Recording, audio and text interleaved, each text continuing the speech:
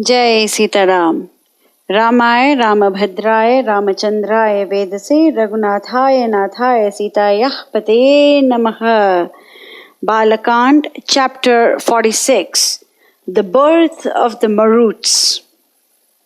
In the previous chapter, sage Vishwamitra goes through the churning of the ocean. We have already discussed the churning of the ocean in great detail from Valmiki Ramayana as well as Srimad Bhagavatam. We have also understood the fact that sage Vishwamitra is letting the readers know that Lord Rama is not an ordinary person who is capable of doing a lot of deeds, especially to protect his devotees. But in the interest of knowing about the background information of the city of Vishala, sage Vishwamitra talks about the churning of the ocean, and we are going to continue with that history lesson to understand how exactly the churning of the ocean ties with the city of Vishala. So let's go to the first verse of this chapter. Verse 1. Hateshu teshu putreshu ditihi parama dukkitaha maricham Kashyapam Rama bhartaram idam abravit. When Diti saw that her numerous sons, the Asuras, were destroyed by the Devas, her heart was heavy with grief. She approached her husband Kashyapa, prayed to him with all humility, and said, verse 2, Hata putra asmi bhagavan tava putre mahabalay shakrahantaram ichhami putram dirgha tapo arjitam. My children have been done to death, every one of them, by the powerful devas sprung of thee. I pray thee, extend thy grace unto me and enable me to go through a course of austerities whereby I might beget a son who would be the death of Indra. Verse 3.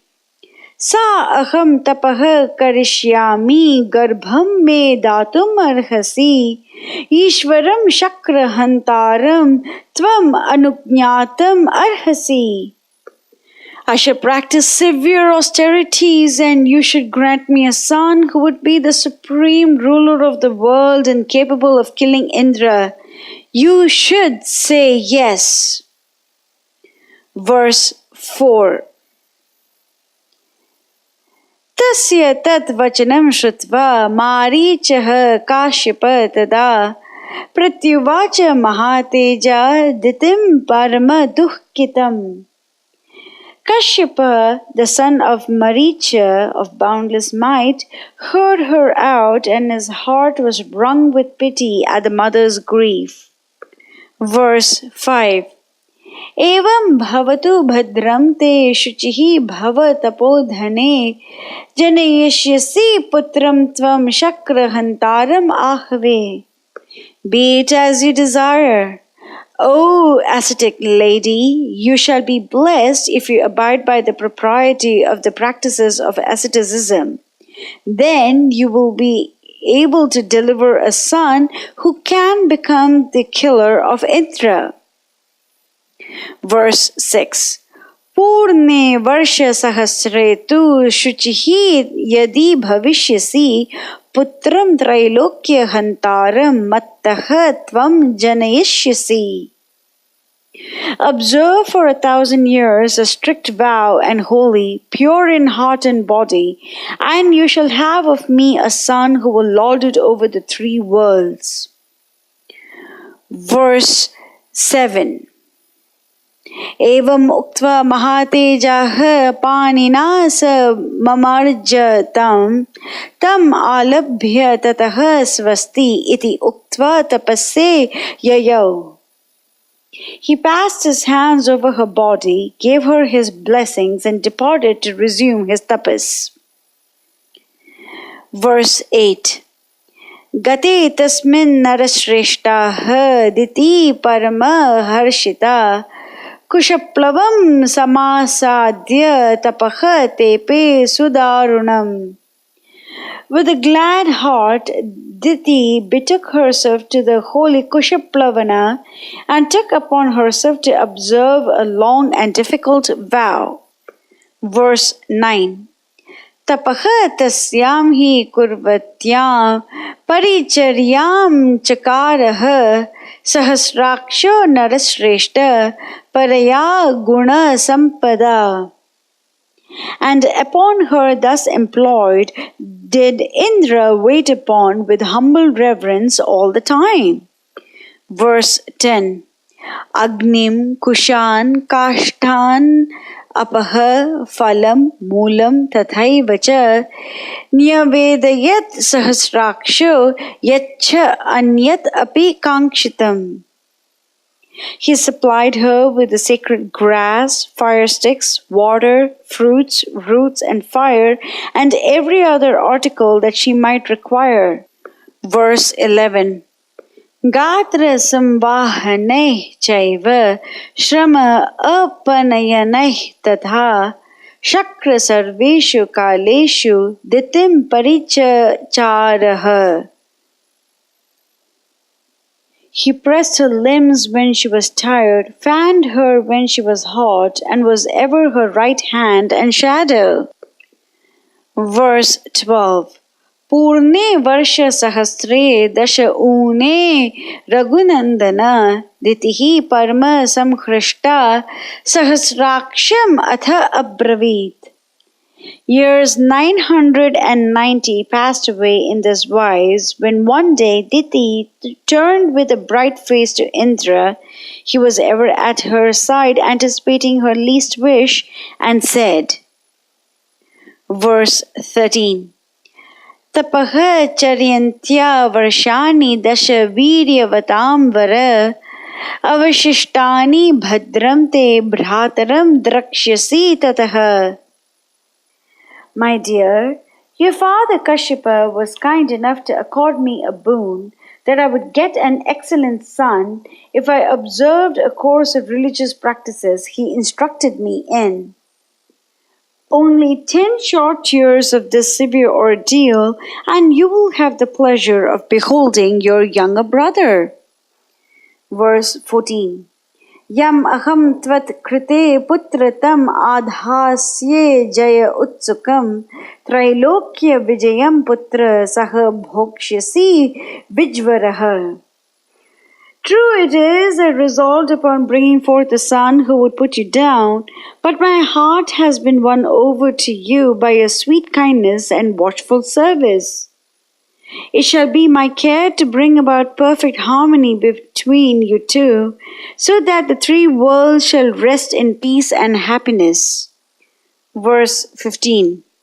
Yachitena surashreshta pitra tava mahatmana varo varsha sasra ante mamadatta sutam prati. O best among the gods, Indra, on my prayer, your high-souled father, sage Kashyapa, bestowed this boon on me for a son, which materializes at the end of 1,000 years, of which only 10 more years are to slip by. Verse 16. Iti uktva cha ditihi tatra prapte madhyandina ishvare nidraya prakhrita devi pado kritvatha shirsataha. And upon them, so speaking, the heat of noon came on apace, and Diti, worn out with her fasts and penances, chanced inexorable fate impelling her thereto, to fall asleep in a careless posture, the hair of her head brushing her feet. Verse 17. Drishtva tam ashuchim shakra padayoh krita murdhajam shirah sthane krito padav jahasa cha mumoda cha. Indra, ever on the watch for the slightest slip, saw that she was impure and laughed in joy and derision. Verse 18. Tasya sharira vivaram pravivesha purandara garbham cha saptadha rama chicheda parama atmavan. Then the dauntless lord of the angels made his entrance into her body, and with his weapon, the sharp-pointed Vajra, hacked the embryo into 7 pieces. Verse 19. Vidyamanaha tato garbho vajrena shata parvana rurodha susvaram Rama tato ditihi abuddhyata. Whereat it began to set up a loud and pitiful wail, and Diti woke up. Verse 20. Marudho marudaha cha iti garbham shakro abhyabhashata bibhed cha mahateja rudantam api vasavaha. Cry not, replied Indra, but all the same he went on with his dreadful task. Verse 21. Na hantavyam iti evam ditihi abravit nishpapat tatah shakro matur vachana gauravat. Diti awoke and from the depths of her agonized heart broke out the words, Slay not, slay not. Indra desisted at the commands of his mother and came out of her body honoring her words. Verse 22. Pranjalih Vajra Sahito Ditim Shakro Abhyabhashata Ashuchi Devi Supta Asi Padayoh Krita Murdhaja. He reverently clasped his hands and bowed in front of her and said, Mother, you happened to fall asleep during the day, and that with the hair of your head touching your feet. You had thus rendered yourself impure. Verse 23. Tad antaram aham labdva shakra hantaram ahave abhindam saptadha devi tanme tvam kshantum arhasi. I but took advantage of the favorable opportunity to rid myself of a rival who was growing to be my fate. It behooves you to pardon me this offense of mine. This is the conclusion of the 46th chapter of Bala Ch. In the next chapter, we will learn more about the birth of the Maruts. Mangalam Kushlendraya Mahaniya Gunabdiye Chakravarti Dhanurjaya Sarvabhaumaya Mangalam. Jai Sitaram.